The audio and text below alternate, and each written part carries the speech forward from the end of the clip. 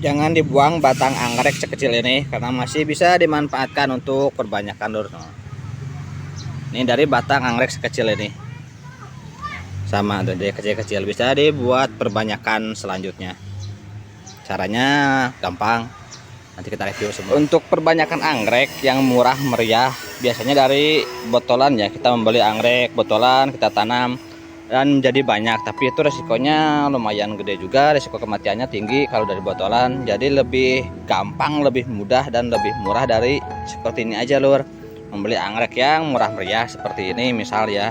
Ini ada batang bekas seedlingannya, bekas batang kecilnya, tinggal dipotongin aja, dipatahin seperti ini split. Nah nanti dari yang seperti ini kan indukannya. Dari yang seperti ini kita simpan dulu di rak seperti ini, kurang lebih tuh udah banyak. Kalau ini yang udah repotting bongkaran yang sebagian split, yang untuk yang besarnya biar cepat disisakan 2 atau 3 buluk. Nah sisanya yang kecil-kecil yang tadi simpan di sini. Untuk semai seperti ini dia membutuhkan kelembaban yang tinggi, tapi juga jangan terlalu becek. Kalau terlalu becek biasanya busuk, rawan busuk. Kalau seperti ini pas. Kalau seperti ini cuman nyiramnya harus bagus, minimal setiap hari, bagusnya pagi sore kalau untuk seperti ini, karena kan kondisinya sangat poros, gampang turun airnya.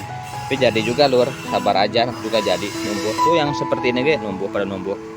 Dipupuk, tapi pupuk, kasih pupuk pertumbuhan setiap seminggu sekali. Pupuk pertumbuhannya boleh apa aja, boleh dari kimia, boleh organik, gak masalah. Dan untuk pembungaan anggrek ini dendrobium ya. Untuk dendrobium paling gampang, paling mudah berbunga. Ini yang gundul-gundul aja. Ini ada anakannya, atasnya bunga. Mantap. Gampang banget kalau untuk anggrek ini pembungaannya. Nah yang seperti ini contohnya nih, misal dia dari batang tua seperti ini. Kalau misalkan mau dipotong bisa dipotong di sini, atau mau sama tangkainya juga boleh, gak apa-apa. Nanti semai lagi seperti ini nih lur. Ini udah jadi. Nah seperti ini. Ini kan sama kondisinya seperti ini. Nanti ditempelin, dikasih ke pot. Kalau udah akarnya udah panjang sedikit lagi ya, udah agak panjang dikit lagi, pindahin ke sini seperti ini ke pot. Dan bunga juga sih, gampang kalau dendrobium mah, jangan khawatir kalau pembungaan. Untuk dendrobium paling mudah berbunga kalau menurut saya. Bunganya juga lumayan besar, jadi gak enak lah. Jadi enak dilihatnya, bunganya cukup besar dan gampang pembungaannya. Yang penting sirkulasi udara, cahaya matahari, dan penyiraman tentunya. Pupuk juga bertunjang. Lanjut lagi, nanti setelah agak panjang akarnya, ini masih kecil ya, dikit lagi, bisa dipindah ke pot yang kecil aja dulu, gak apa-apa. Nih bekasnya lur, dari yang kecil-kecil ya, dari yang batang bawaannya nih, batang seedlingnya kecil-kecil begini. Nah seperti ini. Kalau akarnya sudah panjang, udah memenuhi pot, segera dipindah ke pot yang lebih besar biar pertumbuhannya bagus. Nanti sebesar ini pindah lagi, repotting lagi. Gampang kalau pakai dendrobium. Oh, yang kecil masih bulat-bulat. Ini masih dari batang ini, dari batang seedlingan. Split seperti ini, perbanyakan lebih gampang, lebih mudah, murah daripada botolan. Ini lebih minim resiko kematiannya.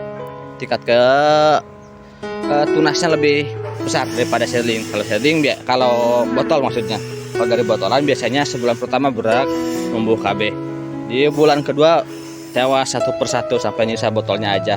Rata-rata begitu kalau untuk beli anggrek dari botolan, soalnya harus benar-benar intensif. Kalau yang untuk skala rumahan lebih gampang cara seperti ini.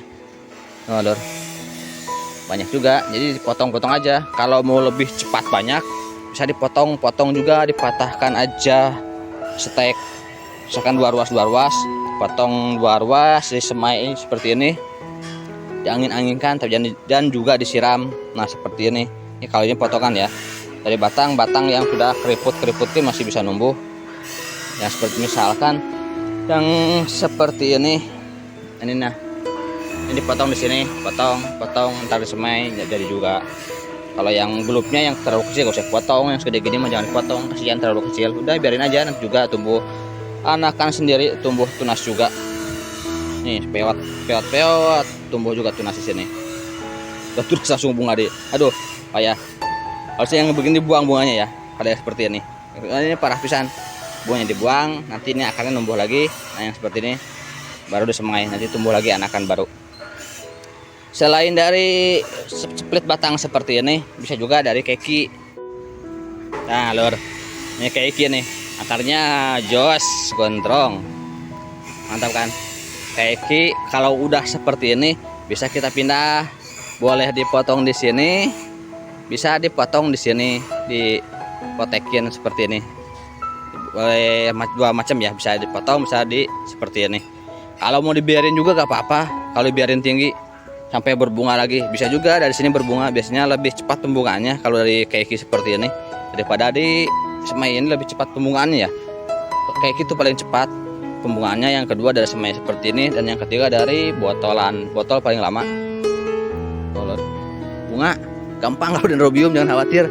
Jadi kalau untuk pemula saya sarankan pilih dendrobium yang seperti inilah yang gampang. Karena dendrobium juga agak semua gampang, ada yang susah juga. Tapi sebagian besar dendrobium lebih mudah perawatannya dan pembungaannya juga lebih gampang. Kalau untuk dendrobium spesies boleh, hibrid juga sama sih. Kecuali dendrobium impor ya. Impor tuh biasanya harus beradaptasi dulu dengan lingkungan baru. Kalau sudah beradaptasi itu gampang pembungaannya. Kalau dendrobium lokal seperti ini mah gampang banget, jangan khawatir. Jika plantnya sudah lebih besar, dipindahkan ke pot dan direpoting ke pot yang lebih besar biar pertumbuhannya bagus. Kalau nggak direpoting, lambat nanti pertumbuhannya. Nah seperti ini juga nih, udah repoting ke sini pot yang lebih besar. Yang ini juga sama, bertahap. Udah berdaun, udah agak besar, pindah ke sini pot yang lebih besar. Kalau di pot ini bisa sampai berbunga ya, di pot ukuran sebesar ini. Untuk media tanam, jika teman-teman memungkinkan cuma nyiram setiap hari, mending pakai ini arang, ini lebih aman. Ini enggak kadaluarsa lur. Kalau arang, penting arangnya bagus, harus keras. Kalau arangnya kurang keras, kurang bagus biasanya. Kalau yang paling bagus itu arang dari pohon kopi dan bakau, itu paling cakep, itu paling keras, paling bagus. Kalau sudah seperti ini tinggal dipupuk aja, pupuk seminggu sekali dengan pupuk pertumbuhan, nanti juga dia besar. Lur. Kalau misalkan udah besar banget memenuhi pot, direpoting lagi ke pot yang lebih besar.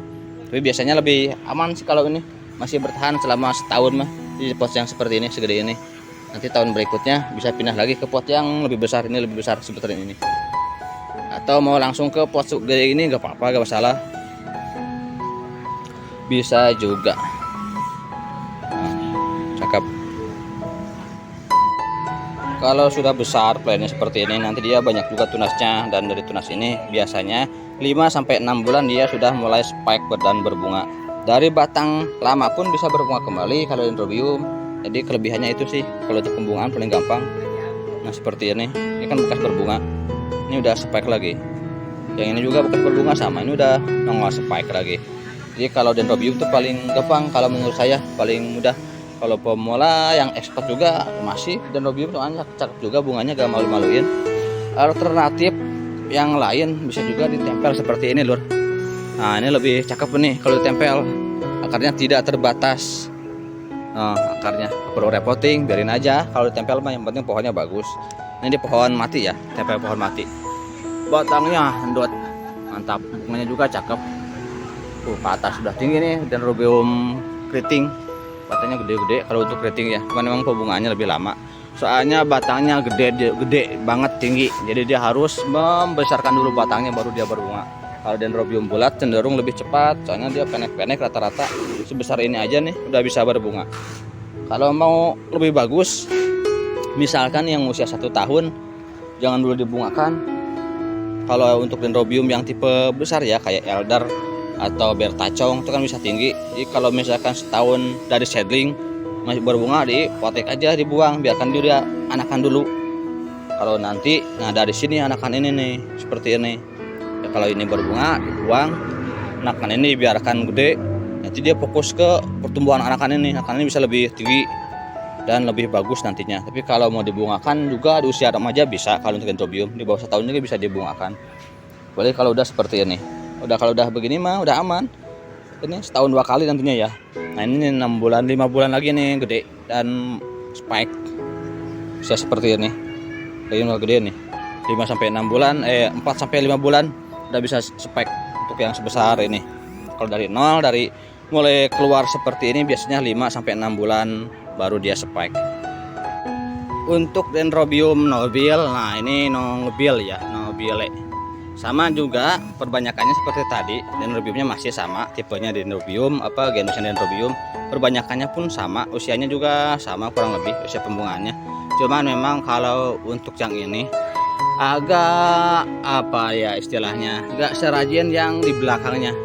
Kalau Dendrobium nobile ini agak lama pembungaannya, soalnya dia sensitif terhadap suhu. Dia berbunga jika perbedaan suhu antara siang dan malam mencapai 10 derajat Celcius minimal 2 minggu. Itu pun harus pas pada fase pembungaan. Misalkan ini udah tua batangnya, udah siap berbunga, dikasih suhu seperti itu, perbedaan suhu antara siang dan malam mencapai 10 derajat Celcius dan pupuk bunga juga, baru dia berbunga. Berbeda sama yang yang di belakang. Kalau yang di belakang mah asal tutup daun bunga, jadi lebih gampang. Kalau yang di belakang tuh untuk ID-nya puyeng saya banyak-banyakan. Banyak banget ID-nya, jadi gak bisa disebutin satu-satu untuk Dendrobium yang tipe seperti di belakang. Nah yang ini maksud saya, kalau yang seperti ini dia udah tutup daun langsung spike, jadi gak ribet, gampang sih. Kalau untuk Dendrobium ini lebih mudah juga, dari samping-samping juga bisa spike juga seperti ini di batang yang sudah tua. Kalau Dendrobium nobile dia hanya di sini nih, di tuas-tuas sini keluarnya kalau nobile. Kalau Dendrobium yang seperti ini mah ya dari pucuk bisa, dari samping bisa, lebih gampang pembungaannya. Untuk Dendrobium dia memerlukan intensitas cahaya matahari sekitar 75 sampai 85% bagusnya. Pulsan juga bisa, pulsan fluorine untuk Dendrobium. Ini di bawah paranet ya, satu lapis, jadi tanpa UV, plastik UV. Ini bagus pertumbuhannya. Kalau misalkan kurang cahaya ini kurang bagus, dia demen cahaya atau lebih suka cahaya matahari. Dan sirkulasi udara juga harus bagus. Kalau misalkan tempatnya sumpek meminingan seperti ini aja, digantung-gantung, tempel-tempel, ini lebih bagus pertumbuhannya. Kalau di pot harus ya begini. Kalau mau pakai pot, jadi di rak bawahnya kosong, jadi ada rongga udara memungkinkan sirkulasi udara dari atas bawah dan kiri kanannya dah harus begitu. Kalau untuk Dendrobium, kalau kurang sirkulasi udara, tempatnya agak sumpek sempit, mendingan seperti ini aja, digantung lebih aman. Ditempel-tempel atau digantung juga boleh, digantung-gantung. Nah seperti ini di pot tapi digantung juga, ini lebih bagus, biasanya pertumbuhannya lebih aman dah kalau untuk Dendrobium.